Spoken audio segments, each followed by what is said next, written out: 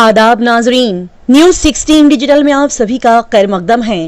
बेंगलोर शहर में all India Muslim personal law board की जानिब से वक्फ तरमीमी बिल की मजम्मत करते हुए अहम इजलास मुनक्किद किया गया।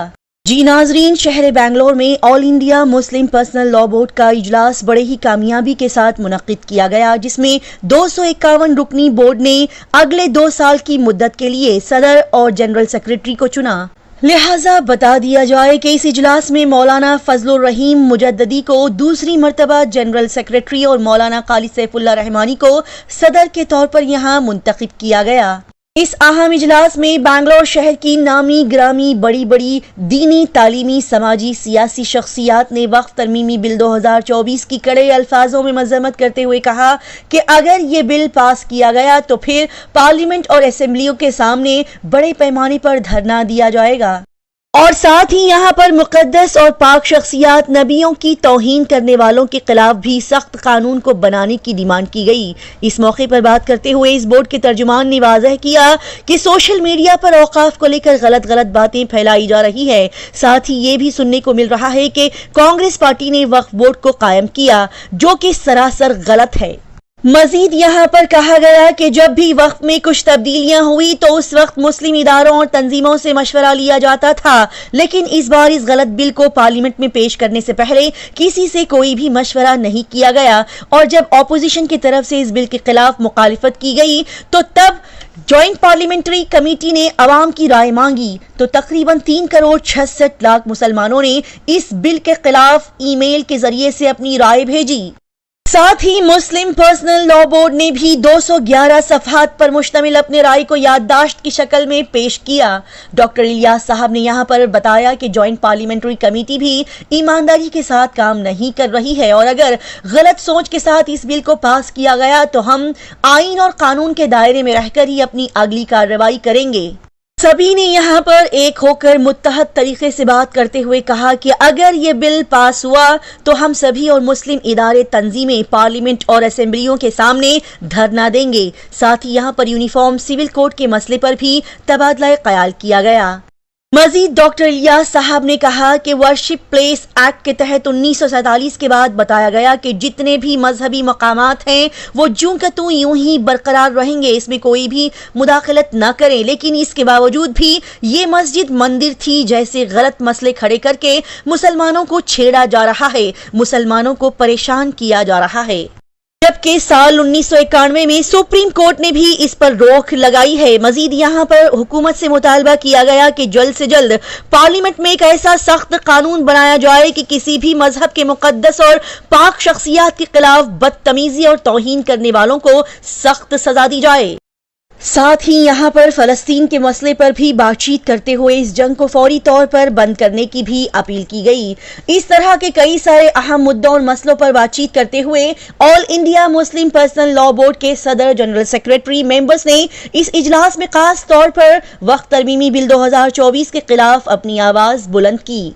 आइए देखते और जानते हैं इस खबर की मजीद तफसीलात। वक्फ अमेंडमेंट बिल हो सकता हो कि आजकल में पास हो जाए, अगर हो जाता है तो क्या कैसे हो? मैं अपील करूंगा अपनी हुकूमत से, जो हमारे चूंकि मुल्क की हुकूमत हमारी अपनी हुकूमत होती है, मैं वजीर आजम साहब, वजीर दाखिला साहब से बड़े एहतराम के साथ गुजारिश करूंगा कि इस बिल को लेकर बहुत इख्तिलाफात हैं और बहुत ही तहफ़्फ़ुज़ात हैं। ये बिल मुकम्मल नाइंसाफ़ी पर मबनी है। बाज़ इसमें ऐसे कानून है जो काला कानून कह दूं तो शायद गलत नहीं होंगे। तो मुअज़्ज़ज़ वजीर आजम साहब, मुअज़्ज़ज़ वजीर दाखिला साहब, मुअज़्ज़ज़ वजीर कानून साहब, इन हजरात को ये बिल टेबल करनी ही नहीं चाहिए और अगर खुदा न खास्ता वो उसके बावजूद करते हैं तो हम इसे नाइंसाफी समझेंगे और अपने हक का इस्तेमाल करेंगे कि अमन, शांति, सलामती, संविधान, दस्तूर के दायरे में रहते हुए अपनी आवाज को बुलंद करेंगे। आप हमारी आवाज कितनी मानते हैं, नहीं मानते हैं, वह आपकी मर्जी है, मगर तारीख में लिखा जाएगा कि हम बुज़दिलों की तरह घरों पे बैठे हुए नहीं थे, अपनी आवाज सुनाने के लिए हम सड़क पे आए थे। लेकिन हालात आजकल जो हालात नजर आ रहे हैं, लोग जो है रास्ते पर नहीं आ पा रहे हैं। बहुत सारे ऐसे फैसले कर्नाटक में भी पिछली हुकूमत में हुए थे, लेकिन जिस तरह से प्रोटेस्ट होना चाहिए, मुसलमानों में प्रोटेस्ट करने का वो जज्बा पहले के मुकाबले में मैं कभी नहीं चाहूंगा कि मुसलमान हर बात पे सड़क पे आ जाए और लॉ एंड ऑर्डर के लिए मसला बन जाए। देखिए, मुसलमानों को सड़क पे ना आना ये अच्छा भी है, क्योंकि आजकल भेष बदल कर दंगाई भी आ जाते हैं और वो मुसलमानों को बदनाम करते हैं। اگر ہمارے اداروں نے آل انڈیا مسلم پرسنل لا بورڈ اور دیگر جماعتوں نے یہ مناسب سمجھا تو وہ پورے قانون کے دائرے میں کرے, قانون کا لا اینڈ آرڈر بریک نہ ہو, اور ملک میں کسی طرح کی برائی اور بدامنی نہیں پھیلنی چاہیے کسی بھی پروٹیسٹ کے ذریعے سے. اس کی پوری کوشش اور پوری گفتگو اس پر ہو رہی ہے, اور یہ ہماری پالیسی ہے. میرا نظریہ مکمل یہی ہے اور یہی تمام علماء اور قائدین کا نظریہ ہے. اچھا حضرت یہ بتائیں, کل کے پروگرام میں مسلم قائدین نظر نہیں آئے, اویسی صاحب آنے والے تھے, وہ بھی ممبر ہیں آل انڈیا مسلم پرسنل لا بورڈ, وہ کیوں نہیں آئے؟ میں جو اور لوگ تھے وہ آپ کو کیا نظر آ رہے تھے؟ سیاسی لیڈر تو نہیں تھے, تو اچھا ہے نا, تو کوئی وجہ تھی یا الیکشن چل رہا ہے, رزلٹ کا معاملہ ہے, لوگ مصروف رہتے ہیں. دیکھیں ہر میٹنگ میں ہمیشہ ایسا ہوتا ہے کہ دو چار اہم لوگ نہیں آ پاتے, ہر میٹنگ میں ہوتا ہے اور ہر جگہ ہوتی ہے چیزیں. حضرت مولانا سید ارشد مدنی صاحب دامت برکاتہم جو ہندوستان کی ایک بڑی ابتری شخصیت ہے, کل پٹنہ میں آپ کا وفد بل کے خلاف بہت بڑی کانفرنس تھی, بہت بڑی کانفرنس پٹنہ, آپ وہاں مشغول تھے. تو اسی طرح ممکن ہے کہ دو چار لوگ مشغول ہوتے ہیں. حضرت مولانا محمود مدنی صاحب تشریف لائے تھے میٹنگ میں, جلسے میں نہیں رہ پائے, ان کی اپنی مشغولیت رہتی ہے. حضرت یہ بتائیں, کل کی لگاتار جو میٹنگ ہوئی مسلم پرسنل لا بورڈ, اس میں کچھ اہم فیصلے لیے گئے مختصر طور سے؟ دیکھیے میٹنگ میں قائدین اور بورڈ کے ذمہ داروں کا یہ حق ہے کہ وہ اہم فیصلے لیں, بورڈ کے حق میں لیں اور بورڈ کے دستور کے تحت لیں. تو جو سب سے اہم فیصلہ ہوا ہے وہ یہ ہوا ہے کہ غیر قانونی نظام کو ہم برداشت نہیں کریں گے اور قانون کے دائرے میں اپنی مخالفت کی آواز بلند کریں گے. یہ فیصلہ ہوا ہے. جو وقف امینڈمنٹ بل کے خلاف جو پٹیشنز جو میل کیے گئے تھے, جو فارم آن لائن فارم بھرے گئے تھے کئی کروڑ لوگوں نے, اس کا کچھ فائدہ ہوا حضرت؟ دیکھیے ہم نتیجوں کے مکلف نہیں ہیں, جو ہم کر سکتے ہیں اگر وہ نہیں کریں گے تو ہم گنہگار ہو جائیں گے اللہ کے ہاں, پوری قوم گنہگار ہو جائے گی. کبھی بھی ہم سے نہ پوچھیے کہ اس کا کیا ہوگا. ہر مریض دوا کھاتا ہے اس امید پر کہ وہ جیے گا, اس میں کچھ لوگ انتقال بھی کر جاتے ہیں, اللہ کی مرضی. ہمارا کام ایمانداری سے ہونا چاہیے. ہم رزلٹ کے مکلف نہیں ہیں, ہم کوششوں کے مکلف ہیں. جو کوشش کر سکتے ہیں, اگر وہ بزدلی کی وجہ سے نہ کی, دو چار قدم چل سکتے تھے, اگر وہ نہ کیا تو ہم گنہگار ہو جائیں گے. آگ لگی ہے, فائر بریگیڈ والے بجھائیں گے. ہمارے پاس اگر ایک گلاس پانی ہے اور ہم نہ ڈالیں تو ہم گنہگار ہو جائیں گے. تو ہم جتنا کر سکتے ہیں وہ ہمیں کرنا چاہیے. جی پی سی نے کہا تھا کہ ایک میل اور 2 ہارڈ کاپی بھی کوریئر کریں, اور یہ جتنے بھی مل گئے انہوں نے ایک طرح سے ریجیکٹ کر دیا. تو میں سمجھتا ہوں کہ انہوں نے جو باتیں کہی اور ہم نے جو کچھ سنا, درمیان میں مس کمیونیکیشنز بہت ہوئے ہیں, اور اسے جے پی سی کو بعد میں ڈکلیئر کرنی چاہیے, کیونکہ وہ ایک قانونی ادارے کی حیثیت رکھتا ہے. ان کو ایک بات نہیں, یہ بات 100 بار کہنی چاہیے تھی عوام کے سامنے, اور اس کے لیے حکومت ان کو پیسے دیتی ہے, خرچ دیتی ہے, سہولتیں دیتے ہیں, افسران دیتے ہیں, سیکرٹریز دیتے ہیں ان کو. ہمارے پاس تو کچھ نہیں, ان کے پاس تو سب کچھ ہے. اچھا حضرت, مسلم پرسنل لا بورڈ کے ذمہ داران جو ہیں وہ آندھرا کے جو نائیڈو صاحب ہیں اور نتیش کمار ہیں, ان سے بات چیت ہوئی ہے؟ دیکھیے ہم ملے, انہوں نے ہم سے کوئی وعدہ نہیں کیا. جناب نتیش کمار صاحب نے بھی کوئی وعدہ نہیں کیا. اور آج تو کمال کی بات ہے, میں دیکھ رہا ہوں کہ ہمارے جناب نتیش کمار صاحب کے پارٹی کے ایک آنریبل ایم پی ہیں جو سینٹرل میں سرکار میں منتری بھی ہیں, کیبنٹ منسٹر ہے, راجیو رنجن عرف للن سنگھ صاحب. انہوں نے ایک بیان دیا ہے, وہ بیان بہت ہی ناسمجھی کا بیان ہے, کم عقلی کا بیان ہے.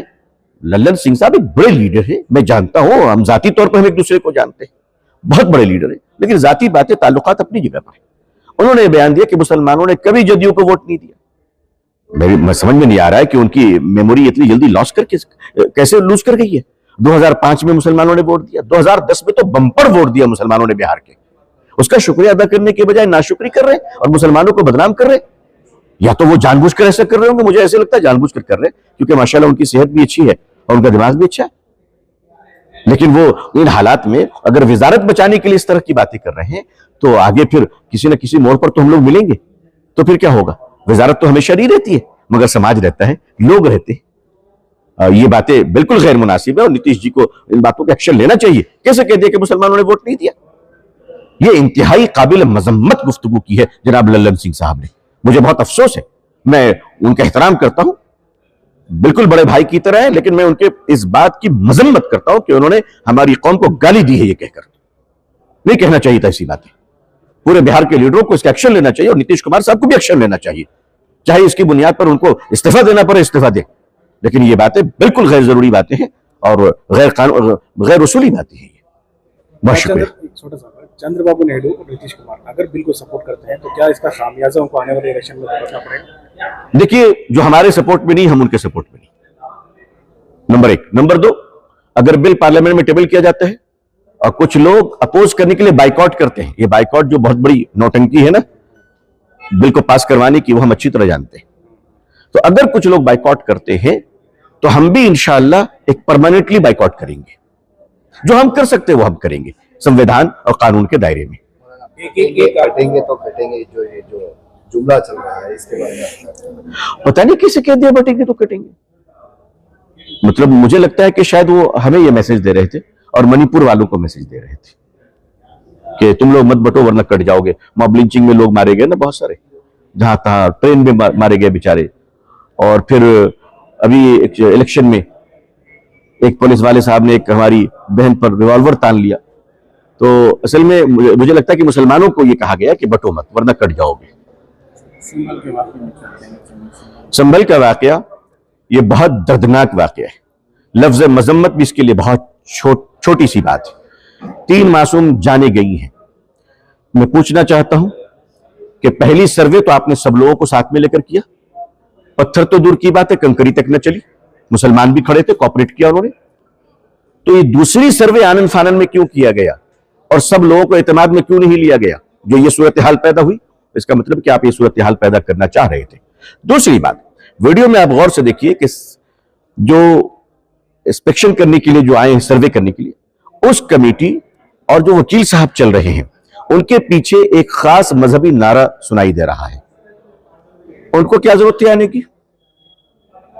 आपको मस्जिद देखते ही नारा याद आता है, मुसलमान देखते ही नारा याद आता है। हम कहते हैं धर्म पर चलना है, सारी जिंदगी चलो ना, हम ही को देख के क्यों चलते हो भाई?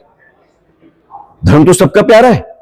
तो वो नारा जो लग रहा था, कहीं उन्होंने दंगा तो नहीं फैलाया, कि उन्होंने पत्थर तो नहीं चलाए जिसका खमियाजा मुसलमानों को भुगतना पड़ा? नंबर एक। नंबर दो, अदालत इतनी जल्दी में क्यों थी? पिटीशन दाखिल होती, फौरन कबूल किया और फौरन भेज दिया, दूसरी फरीक को नोटिस तक नहीं दिया। क्यों?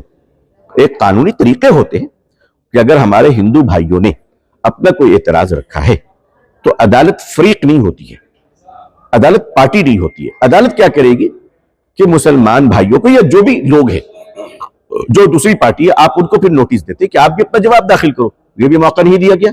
तो जज साहब इतनी जल्दी में क्यों थे? इसका हिसाब किताब तो मुअज़्ज़ज़ सुप्रीम कोर्ट को करना चाहिए कि ये कहीं प्लानिंग वे में दंगे तो नहीं करवाए गए, कि मुसलमानों को मारा तो नहीं गया। कानून, लॉ एंड ऑर्डर मेंटेन करना ये पुलिस का काम है। मैं ये अर्ज करना चाहूंगा, पत्थर नहीं चलना चाहिए किसी भी तरफ से, और हर हालत में पुलिस, लॉ एंड ऑर्डर और कानून के साथ हमें खड़ा रहना चाहिए। मगर कानून के साथ खड़े रहने की जिम्मेदारी सिर्फ हमारी भी नहीं है, उनकी भी जिम्मेदारी है जो निहत्थे औरत पर रिवॉल्वर तान लेते हैं। कानून की वर्दी पहनकर उनकी भी जिम्मेदारी है कि वो भी कानून का सम्मान करें। बहुत शुक्रिया सर। एक फाइनल क्वेश्चन सर, कल एसपी ने मीडिया से बात करते हैं, जो भी एफआईआर हो उनको इनने से कानून लगा के कार्रवाई की। देखिए, कानून में जो गुंजाइशें हैं, जो लोग गलत करते हैं, मैं उसके बीच में नहीं आना चाहता। ये तो अदालत तय करेगी, जब बात अदालत में जाएगी तब पता चलेगा। तो किस किस पर लगता है? सिर्फ मुसलमानों पे लगता है। हमने एक डीएम साहब की ऑडियो सुनी थी मध्य प्रदेश की, कि एक हिंदू बहन कह रही है कि मेरे बेटे के कातिल के घर को तुमने बुलडोजर से क्यों नहीं तोड़ा? तो वो कहते हैं कि बुलडोजर से सिर्फ मुसलमानों का घर तोड़ा जाता है। हम शुक्रगुजार हैं सुप्रीम कोर्ट के कि उन्होंने इस लाकानूनियत पर रोकथाम की। तो आप नेशनल सिक्योरिटी एक्ट और इस तरह के कानून आप किस पर लगाते हैं? आप उन दंगाइयों पर भी लगाइए जो सर्वे करने वाले लोगों के पीछे जो नारे लगा रहे थे, वो वहां कर क्या रहे थे? ये सवाल उठता है। सवाल ये उठता है कि उनका क्या काम था? कमेटी आई थी और कमेटी सबको कॉन्फिडेंस में लेकर क्यों नहीं आई? और कमेटी इतनी आनन फानन में क्यों आई कि 3 लोगों की जानें चली गई? मैं संभल के भाई बहनों से गुजारिश करूंगा कि वो 3 शहीद, अल्लाह ताला उनके दर्जात बुलंद फरमाए। मैं कहूंगा कि पुलिस के साथ, अदालत के साथ कोऑपरेट करें, सहायता करें और अमन को बरकरार रखें। और सिर्फ संभली में क्यों, पूरे हिंदुस्तान में अल्लाह अमन को कायम रखे और सुकून का माहौल रहे। आमीन। हिंदू भाई भी खुश रहे और मुसलमान भाई भी खुश रहे। यानी ये जो 2 रोज़ा all India Muslim personal law board का इजलास था, इजलास आम, और एक पब्लिक मीटिंग थी गुज़िश्ता कल, उसमें जो हमारे रेजोल्यूशंस थे उन रेजोल्यूशंस के बारे में मालूमात कराने اور ملک کے سامنے رکھنے کے لیے آج کی یہ پریس کانفرنس تھی جن کے سامنے کھل کے رکھی گئی باتیں. تو اس میں کچھ شرطیں بھی رکھی گئی, کیا کیا شرطیں؟ اس میں ایک وقف امینڈمنٹ بل کے بارے میں بتایا گیا کہ یہ بل جو ہے مسلمانوں کے لیے بنایا جا رہا ہے جبکہ یہ ان کو قبول نہیں ہے. جن کے لیے بنایا جا رہا ہے ان کو قبول نہیں تو زبردستی کیوں لادا جا رہا ہے؟ یہ زبردستی لادنا ظلم ہے جس کو کبھی برداشت نہیں کیا جائے گا. اس مقصد سے کیا پیغام قائم ہو رہا ہے؟ کیا پیغام یہ ہے کہ اگر حکومت مسلمانوں کے اس ویرودھ کو دیکھ کر کے وہ اپنے آپ واپس لیتی ہے بل تو یہ بہت اچھا ہے ملک کے حق میں, ہمارے حق میں. اور اگر زبردستی پاس کرتی ہے تو پھر کانسٹیٹیوشن نے ہمیں اجازت دے رکھا ہے کہ ہم قانون کے دائرے میں احتجاج کریں, تو ہمیں احتجاج کا راستہ جہاں تک جائے گا وہاں تک جائیں گے اور جو ہمارے رائٹس ہیں وہ اس کو اختیار کریں گے. آج سیشن بھی شروع ہوا ہے, کیا آپ کو لگتا ہے کہ یہ بل پاس ہوگی یا وہیں پہ ختم؟ اگر دور اندیشی ان کے پاس ہے تو وہ نہیں کریں گے پیش, اور اگر وہ بضد ہیں, مائنڈ بنا چکے ہیں, نتیجے سے بے پرواہ ہو کے اگر پیش کرنے جائیں گے تو پھر نتائج بھی ان کے سامنے آئیں گے مستقبل میں.